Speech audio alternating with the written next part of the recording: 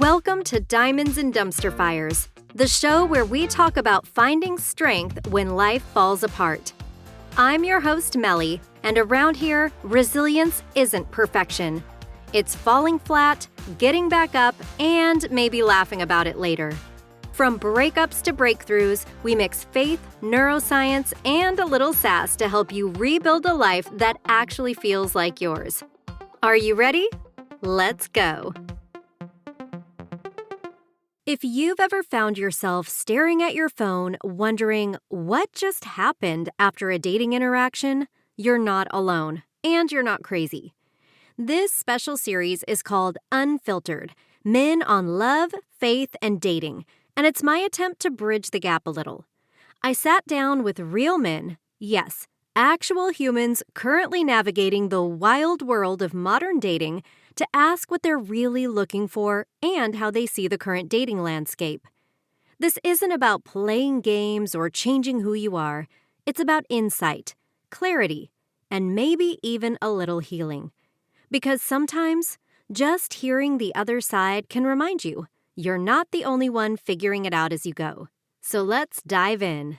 I'm excited today to welcome John Peregrin to the show. He's going to be representing the guy's point of view for this dating episode. So John, welcome to Diamonds and Dumpster Fires. Thanks for having me. So I'm going to start with an easy one just to, get us going here. What is wrong with today's dating world?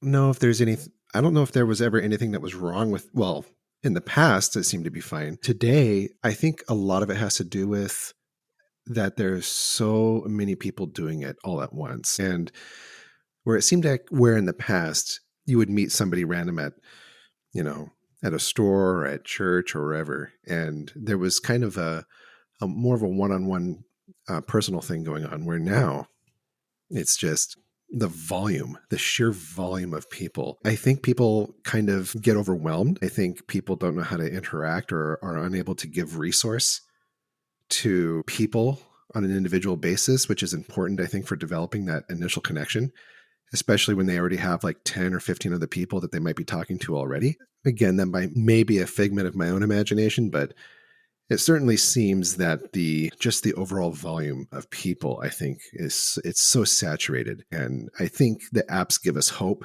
when in reality, it seems to be quite the opposite.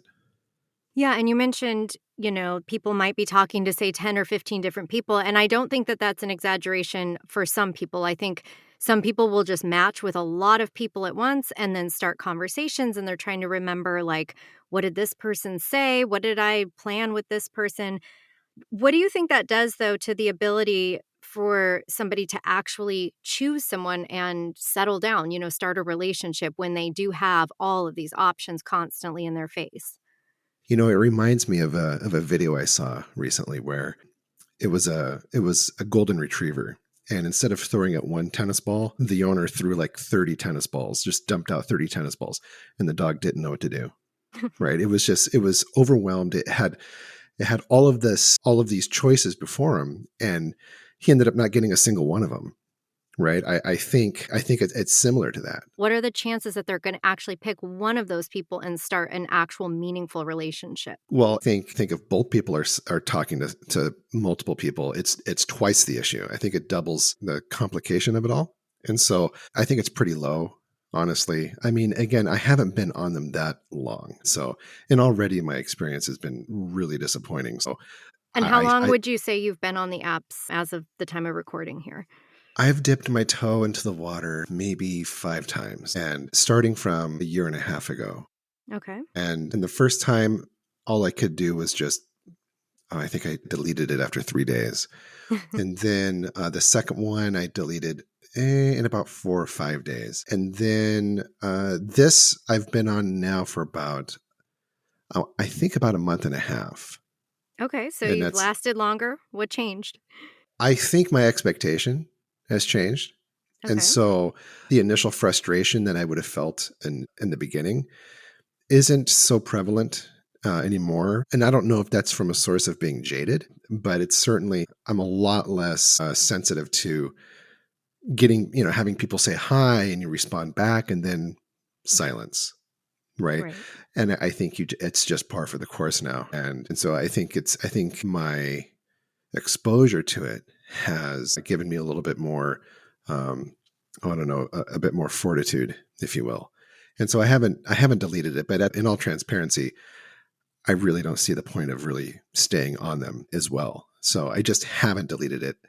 I just haven't been brought to a point of throwing up my hands in the air and saying, that's it, taking a break for another year. So, yeah. Well, as of the time of recording, I actually today deleted the only 2 apps that I was on. I was over it. That is a cycle that I have been on for about 4 years, where I will put it on my phone. It used to be longer. It's funny. I've had the opposite experience of you. I used to give it a month, 2 months, 3 months, and then I would delete it. Now my tolerance is about 5 days, and then I'm done. So, it is what it is. Obviously, you're looking at women's profiles on there. What do you think is kind of like the biggest maybe red flag that you see coming up over and over again? Well, it's interesting because I see red flags on profiles, and I also am aware of my own propensity to swipe on a particular profile because of something that I see. But to focus on the profile, to answer the profile question, something that's, I think, more simple and innocent would be if there are no pictures of the person smiling. Okay. So for me, it always has been, and it'll always be a person's smile. And that is what draws my eyes. It's always been the smile. And then the eyes, a person's eyes will tell me if the smile is real or not. And so Interesting. if the eyes are telling the truth about the smile, then that's a green flag for me. So, and obviously, yes, it's not like I read the profile first. Wait, Yes. you don't read the profile before you swipe? No. Before I find interest in a person, if I feel like looking deeper at a person's profile, I look at the pictures first. But if they're all like frowny pictures or just like serious pictures, I don't even read the profile. I just swipe away. But if that initial draw, whatever that draws your attention, well, for me, if the smile and the eyes are there, then I will read the profile. And there's a lot of things in the profile that that you're looking for, things that aren't going to be compatible. But the smile is the first thing, I think. But I would say another red flag for me is if the profile has kind of like an Insta model look to it, like if all of the pictures are just so perfect.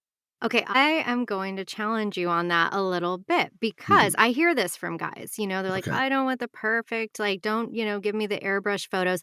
Then you match with somebody, they would say, hey, let me see what you're up to today. You're like, when I'm saying this is my situation that I was just recently in. Let me see what you're up to today. So I send a photo. I'm a little bit makeup, but not just my usual self. And it just is conversation over, unmatched, gone, goodbye, because it's not some airbrushed picture of perfection. I think that guys say that because it sounds good to say that you don't want that, but I wonder if mostly the women that are getting swiped on are the ones that have those photos. And I'm not attacking you personally. I'm just saying, No. I understand. And so let me maybe readjust what I was saying. When I think about Insta models, I'm thinking like, if I see a beautiful woman who is, let's say, on the front of a bayliner or like a yacht, right, in a bikini, holding a glass of champagne, perfect hair, like obviously this is like some very opulent looking profile picture.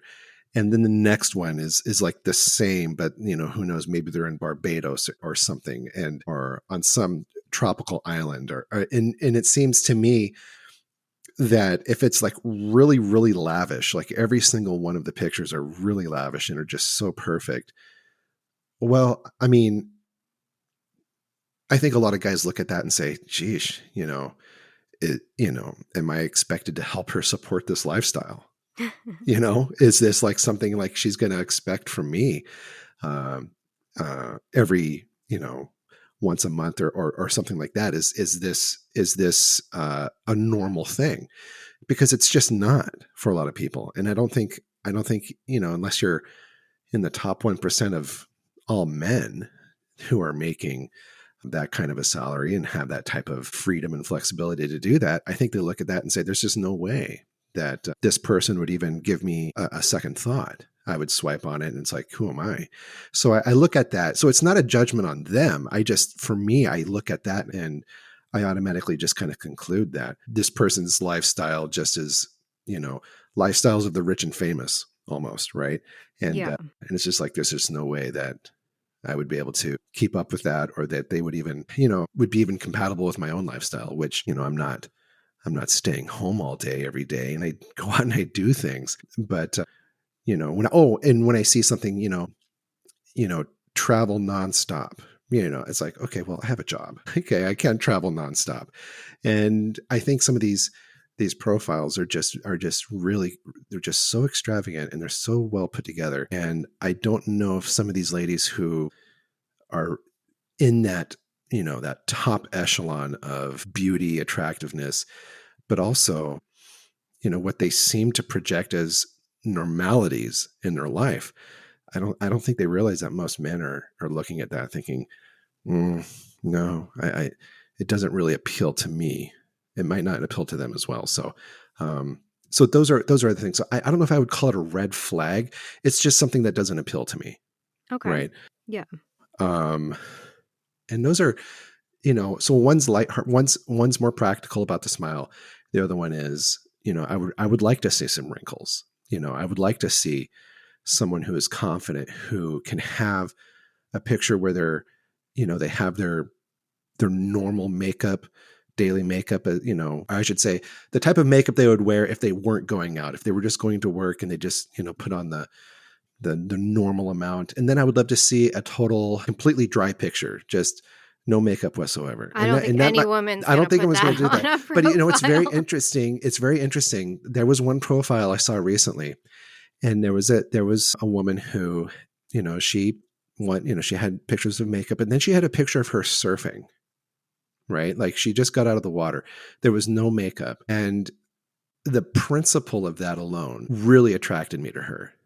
And so, and it was night and day. It was night and day, right? But it at least conveyed to me that here's a person who is willing to be authentic from the jump, right? To allow themselves, or I should say that they are open to scrutiny before the first step, before you even take a first step with somebody. And I don't know, it just to me, it just seemed really authentic, and I really appreciated it. Now, she never responded. So, well, maybe a lot of guys appreciated it. Who knows? Right. That's interesting, though. And I'm sorry. And one more thing, if every woman's different, but sometimes the makeup, and it's really, really heavy, and I'm like, because at that point you don't know what you're really looking at. Obviously filters, I think some pictures that have filters are just totally fine. But if every single one has like a very heavy filter, then I don't have confidence in what I'm seeing. So those are like the basic visual things. Now, what would you say is the biggest misunderstanding that you think women might have about men on the dating apps? That's a good question.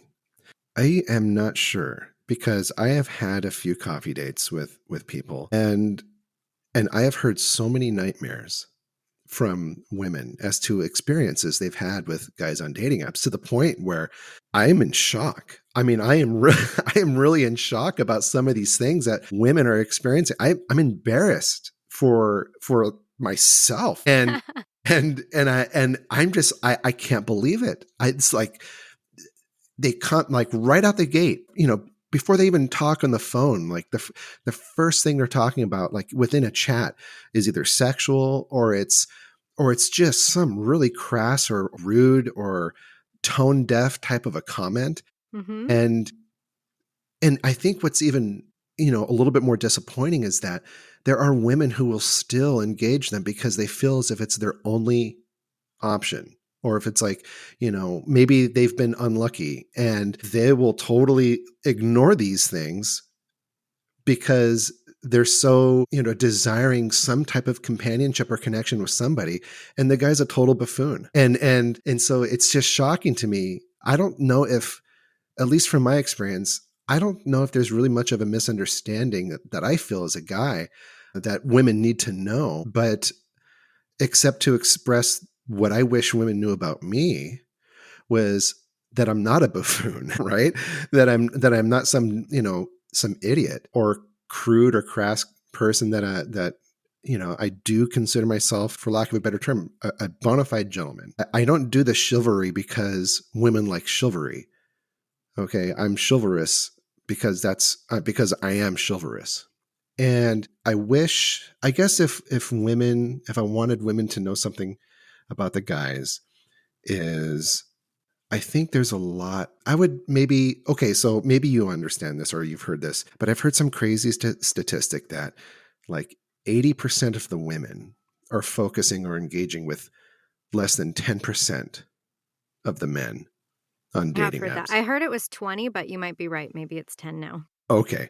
But on the inverse of that, 90% of men are engaging with like 70% of the women, right? There are there are fewer women not getting engaged with than there are men. And so I would say that if a woman would consider maybe engaging with somebody who might not necessarily physically jump out at them as strongly as perhaps another man would, that she may very well be surprised on just, you know, on how well she has struck gold in finding that person. So, give that guy, a little bit of a chance. And Now, I'm going to ask you a question here. Would you do the same? Because I feel like a lot of guys say this. They're like, oh, swipe on the guy that you're not necessarily like attracted to. But you ask a guy to swipe on a woman they're not attracted to, and it's like, yeah, no, no, no, no, that's not for me. So, what would you say? Does it go both ways? for me, and again, maybe I'm just wired differently, but for me, beauty is not just seen in the physical. Like I said, if the smile and the eyes capture me, I am completely willing to swipe on someone's profile. I have no problem doing that. I've done it before, but so I'm not. It's not to say that I'm not picky or that I don't have preferences, but I swipe on people all the time who maybe in my youth I never would have. I have swiped on many people that I think a lot of superficial men would probably nitpick and say, "Oh, she's this or she's that or whatnot," but not necessarily myself. But then again, maybe I'm just an odd duck. Okay. Well, hey, that works too. So let's talk about beyond physical attraction. I think, for the most part, everybody wants to be attracted to their person. Do they have to be instantly drawn to them? The experts Mm, say no. And so maybe there's something there. But beyond that, let's say there is enough physical attraction, you have mhm. swiped, you're starting to connect with somebody, maybe just chatting in the app. What are like those emotional connection points or things that you're looking for in the conversation? And obviously, this varies per person, but what would you say are kind of some green flags that maybe types of topics that the woman could bring up, things that she might say that show you that, like, hey, this is a connection worth possibly pursuing? For me, absolutely teasing. Okay. If you're engaged with somebody and they're teasing with you, like who knows, maybe you had something silly in your profile and they like to point it out, right? To me, if someone is willing to engage at that level, I think that's a great sign because one, I think it shows a level of initiative, it shows a level of interest, and it shows observation on their behalf. So I recently went out with one person, and of all the people I was talking with about her was my mom.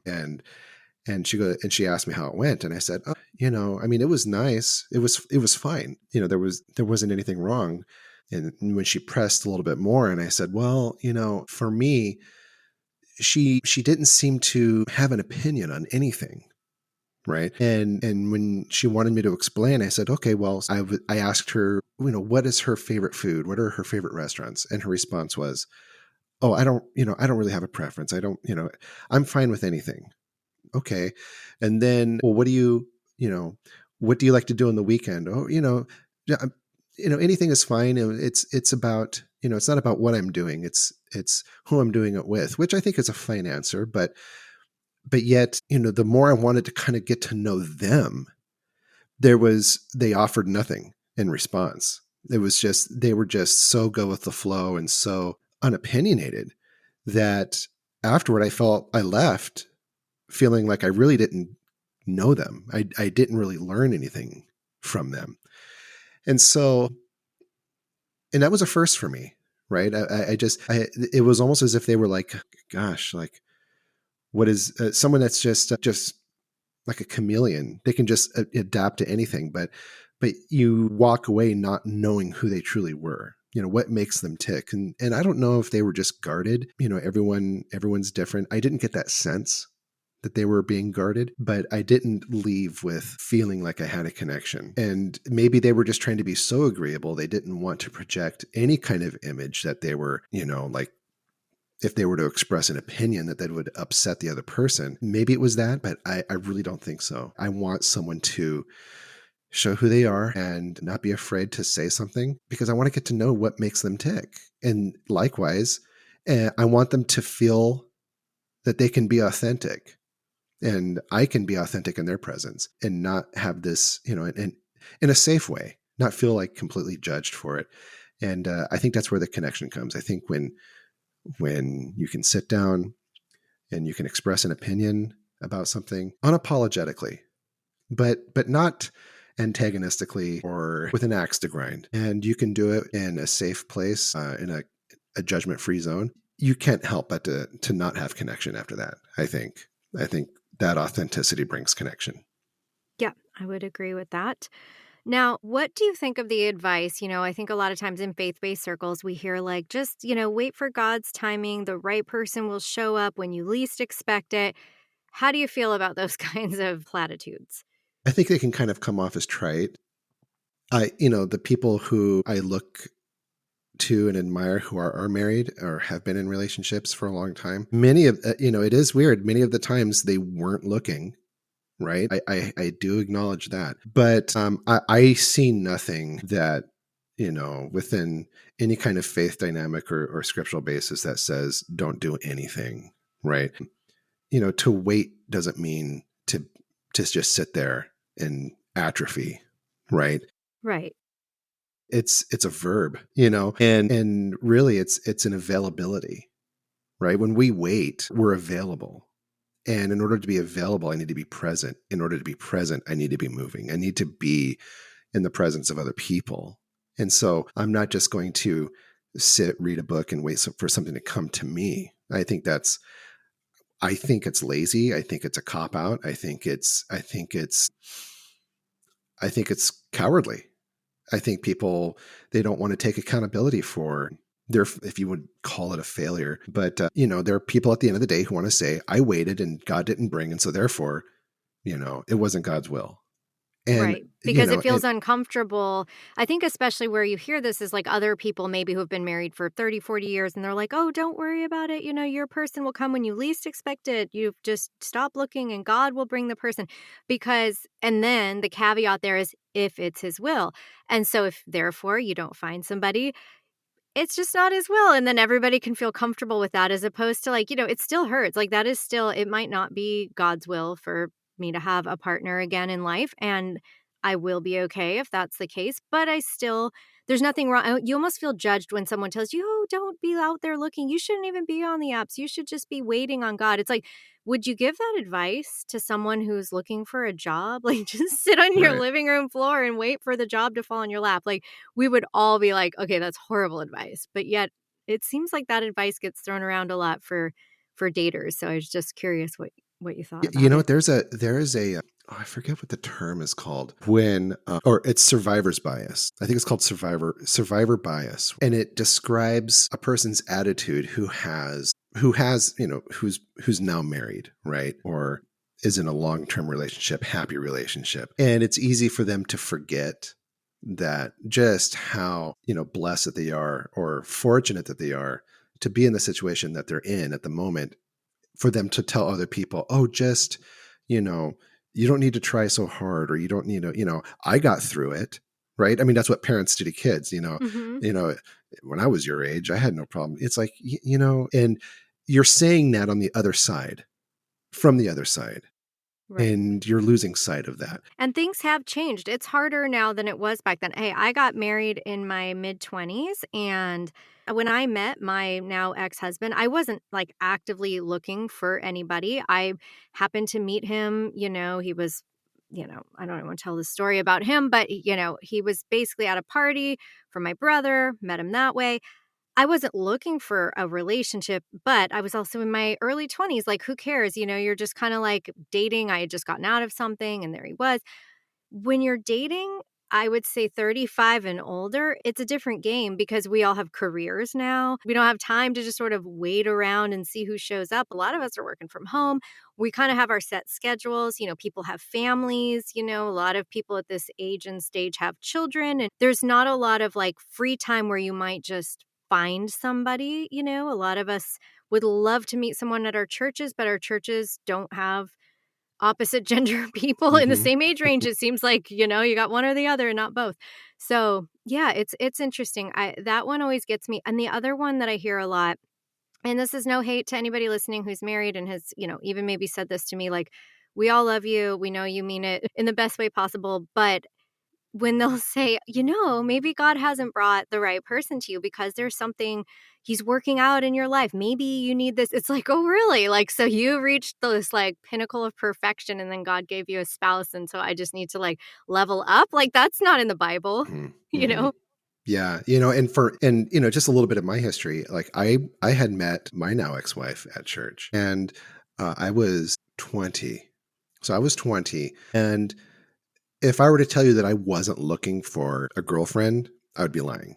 I was 20 years old, right? I don't think there was a moment in my brain that I wasn't thinking about girls or thinking about having a girlfriend in some way, shape, or form, right? And so I was always on the lookout, but I then had gone to a Bible study that a friend had invited me to. And the Bible study I went to without any intention whatsoever, right? It was totally, and maybe it was just because I never thought that I would meet a girl at church, or especially because it was brand new, right? And I just didn't know what this church was like or what a Bible study would be like.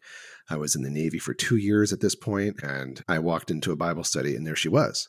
Right. And interestingly enough, though, when I met her, my first thought was, wow, she's got a great smile. But something unique happened where I I reprioritized. So, and maybe this does tie in a little bit to the previous thought where people are saying, oh, you just need to wait. And maybe we do need to give a little bit of recognition to that principle in a small way, because when I saw her, the instant 20-year-old guy part of me said, wow, she's beautiful and I want to get to know her. And then another part of me said, you're not here for women. You're here to grow close to the Lord. And something happened, like God flipped a switch in my head. Now, that doesn't mean that I did not enjoy being in her presence. I totally did. But I never talked to her. I didn't initiate conversation, nothing. I surrendered my ambition, not in a way where it's like, I'm not even going to look over there, right? I wasn't like that. I just gained a sense of patience. So yeah, I think maybe if we could rephrase that, we could say, waiting is an action where we are constantly looking and we are making ourselves available for meeting people. And then when we do, to allow yourself to be patient, to allow yourself to just surrender the moment, and then allow God to do a work in you and in the situation. Because I think when we really press things, we press things because we don't trust, right? Like, we press and we try to make things happen because we're scared. We're scared that we're going to lose an opportunity. So honestly, that was probably maybe one of the first times I had an experience ever just really surrendering something without really knowing I was surrendering it. I was just patient. I wasn't anxious. And so I think we can marry those two principles together of, you know, being active in our waiting as well as being patient in it as well.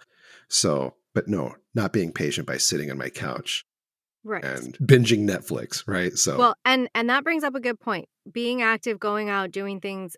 So Where would women find a guy like you other than church? I talk to a lot of women about the same topic, and the question always comes up, where are the single men over 35? So where are you? Where do you hang Oh out? Let gosh. us know. Okay. Honestly, I think, for me, that's a really difficult question to answer. Sure, you know, I'm I've been now 5 years by myself, and a lot of my time has been learning how to live my life again and what to do, where to be, right? Yeah, I have my routines. Yeah, I'm at church, and yeah, I have a small circle of friends, right, that I hang around with and do things. I don't know if looking for it's like, where are all those guys at? Where can I find them? Well, I let don't me think ask there's you a another way. place. I know Yeah. there's not like a place. I know there's no like holy grail where we can Right. go and just like have our pick of all you dudes. But would you approach somebody at a grocery store if you happen to see somebody that you found interesting? Or would it be weird if a woman approached you, if you were Mhm. in line and she turned around, saw you, struck up a conversation? I think a lot of people are afraid to do those in person connections because there's this weird sort of vibe of like, oh, don't approach anybody. And it makes it more difficult. So, are you open to those types of interactions? Absolutely. And I've done it before. And for the record, none of them have ever panned out. But I Okay, well, do that's know not I very hopeful. but I do know that it made an impression. When I mean panned out, it was like, and I'm trusting that they're telling the truth, like, oh, I'm in a relationship, you know, or, I'm visiting somebody. I don't really live in the area. And Yeah. I don't think they're lying. I mean, I don't think I come off or portray myself as, particularly creepy or anything. And so I don't think that they would just shine me on that way. But I've at restaurants. However, I have gotten some positive responses Okay. where where they did respond saying, "I'm sorry, I'm in a relationship," but before I left, they said, "But just to let you know, if I weren't, I would absolutely love to go out to dinner with you." Dear, I'm not sure that's a great response. How would you feel if, like, you were No, no, no. with someone who said that to someone? Well, I shouldn't. Okay, it wasn't dinner, but I said, "Hey, what's your name?" And I was like, "It was coffee. It was coffee." I said, and I just said, I was curious. I said, I saw you, and I don't usually, and it's true, I usually don't do this, or at least I hadn't done it at the time, and certainly I have not made a habit of this. I'm just saying that I've done this, where I said, I just wanted to know what your name is, or what, and they would tell me their name, and I said, I just before you left. And trust me, this is just me as a person. I don't have formulas or pickup lines or Well, no, that's schemes good. or anything like that. I really truly just I'm a very spontaneous person. And so if I see someone who's just beautiful or who fits my particular type of someone that I'm drawn to, that when I ask them, hey, I noticed and saw you, and I before you left, I just wanted to ask you what your name is. And they told me, and then I followed up, well, I know that this is probably a little, perhaps a little awkward, but I said, I'm curious as to if you would ever be interested in having coffee sometime. And the response on those, I think I've done it twice, 2 or 3 times in the past year, and all three of them were. One of them was, I'm in a relationship, but thanks. Okay. The other two were more, I'm in a relationship. I'm really flattered for you saying that. And just so you know that if I weren't, I would absolutely love to get coffee with you. And Okay. so I've done that very much. Or I have, I should say, I am not apprehensive in making that, because I find myself to be, more personable than probably a lot of guys. I don't stumble over, well, I try not to stumble over my words, but I think I'm pretty affable, and I come across as being, you know, relatively disarming. So I think women want that kind of a connection. I think they're just as sick as the apps as anyone else. So when a guy does just come out of the blue and say, I couldn't help but have to ask you for your name. And I think that I don't think they forget those moments. Okay. Well, and I think that's great. The only ladies, if you're listening, I would recommend that you just say you're flattered and not say, if I was, that just seems, I don't know.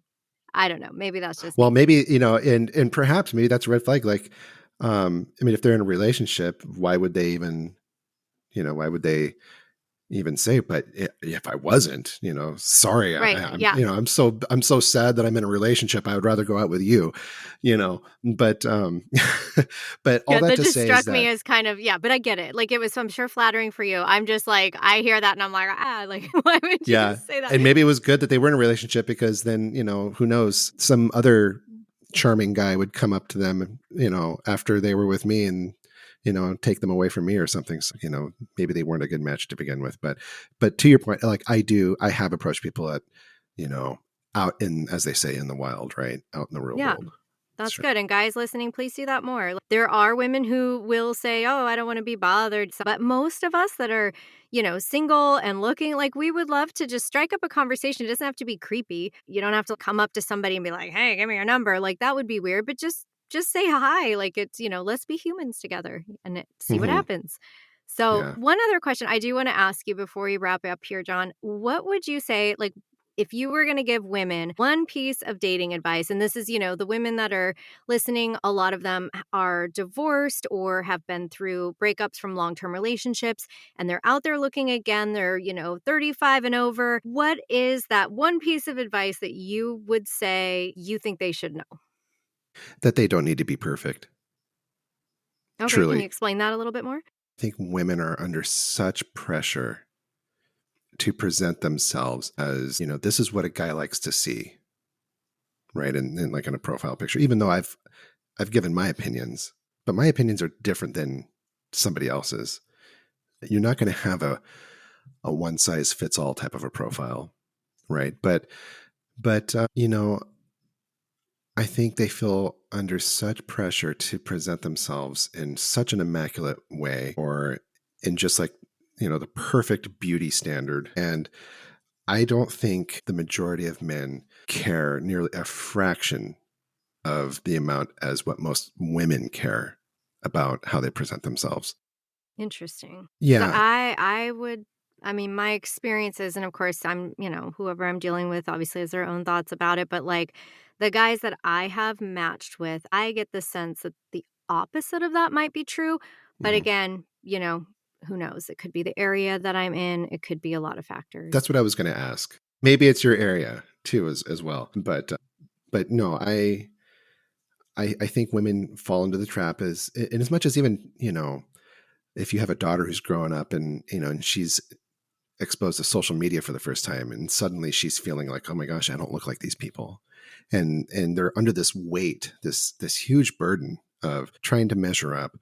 I would say, ladies, be brave enough to, have a couple of pictures with makeup, and if you can, maybe one with very light. Don't worry about, if you're concerned about wrinkles, and you take them out of your photo, and when you show up in person, right, you have to understand someone swiped on your profile because of what they saw. And if you show up looking completely different, then it's going to end right there anyway, right? They're going to, I don't know how many men have said that they have actually felt like almost like a level of like bait and switch, It happens right? for the With ladies too. Let me tell you, absolutely, it's happened. Yeah. absolutely. Yeah. And so this advice would also go towards the guys as well, right? If you cannot feel like you can show a level of sincerity, transparency, and authenticity in your profile, because you fear that I would never get a like, it's going to get worse if you meet in person, right? It's Right. not going to go any further. So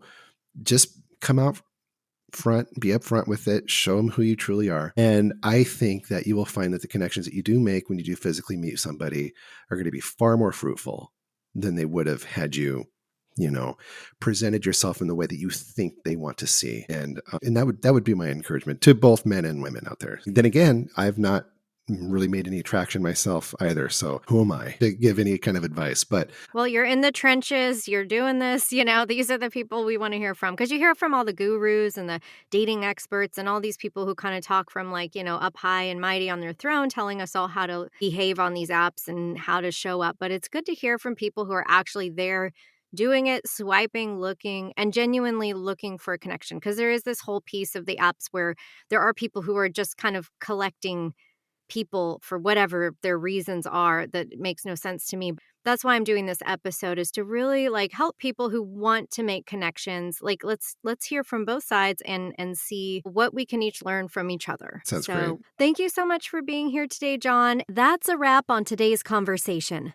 Whether you're encouraged, confused, or just yelling amen at your car stereo, this series is meant to help you feel less alone in it all.